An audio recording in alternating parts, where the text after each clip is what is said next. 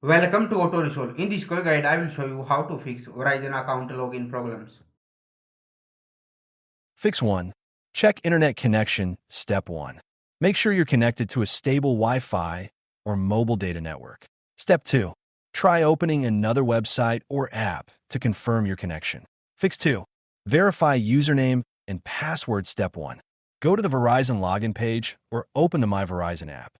Step 2. Carefully enter your username and password. Step 3. Make sure caps lock is turned off. Fix 3. Reset your password. Step 1. On the login screen, tap Forgot Password. Step 2. Enter your Verizon ID or mobile number. Step 3. Follow the instructions sent to your email or phone to reset your password. Fix 4. Clear browser or app cache. Step 1.